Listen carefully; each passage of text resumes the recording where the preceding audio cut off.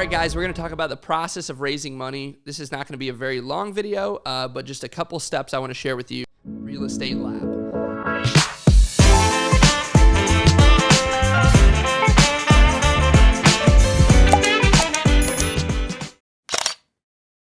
All right, guys, we're going to talk about the process of raising money. This is not going to be a very long video, but just a couple steps I want to share with you of how I raise capital.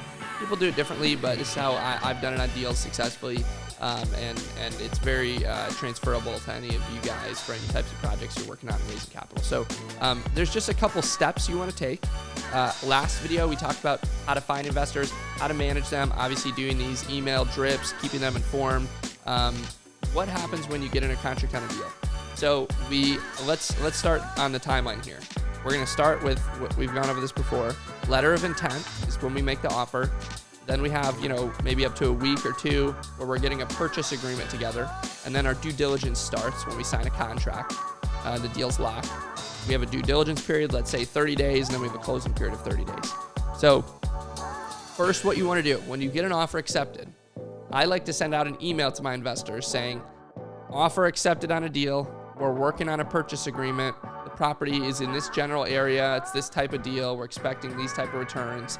Keep an eye out for an email in the next week or so for the official launch and us opening up the investment opportunity.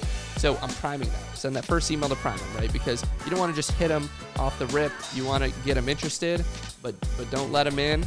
You can do soft commits. I see some people do like soft commitments on that first teaser email, but I send out the teaser. When I get the property under contract officially, day one, I schedule a webinar and I send out an email that says, hey, this investment is open, or this opportunity is open for investment. You can sign up now or stand by. We're going to host a webinar in 10 days. Join the webinar. We'll answer any questions you have. You can sign up after that. So that's kind of the process. So I tease them. I send an official launch video. I get some people signing up, some people scheduling the webinar. I do the webinar in a week to 10 days. People show up on the webinar, answer questions.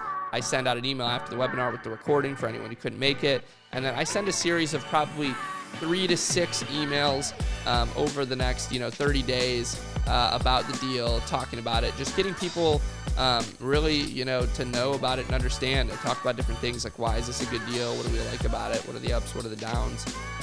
What do I like about the market?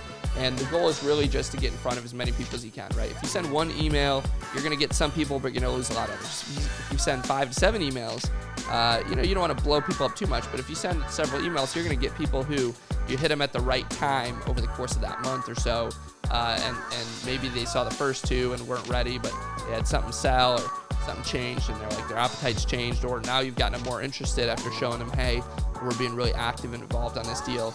And so send out multiple emails, and then what you want to do is you want to track anyone who's had interest in that deal. You want to track anyone who's had interest, and you want to follow up with them consistently.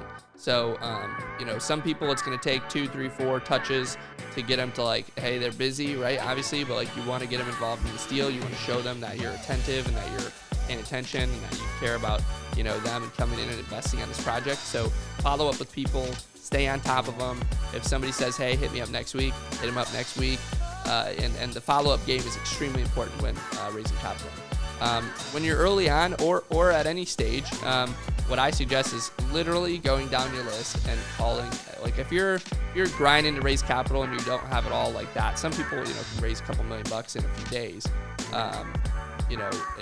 You want to be really on top of this. So I would suggest getting your list and literally just going through and calling every single person on your list and being like, hey, what's up? How you doing? Hope everything's well. Just want to let you know I've got this opportunity available. I really want you to take a look at it. I think you're going to like it. And go down the list and make those calls. So you're going to pick up a lot more people that maybe saw your email or didn't see your email, or maybe they weren't interested before, but they're like, oh, wow, he's calling me. He thinks that this is something I should get in on. Like, all right, cool. Like, I'm going to check it out. So I think that's really important too. Go through your list, call everyone. Like whether it's 25 people or 200 people. Like if you're not at your capital limit yet, go through and start calling everybody. Make those calls and you'll start to get some people in on the deal. So those are my suggestions for the process of raising capital. one of the earliest things you're going to have to do, obviously we'll go through this more in the syndication process, and we did already go through some of this in the transaction process video, but you're going to want to get your LLC set up right away when you're buying a deal. Go get your EIN, employer identification number, and go set up a bank account.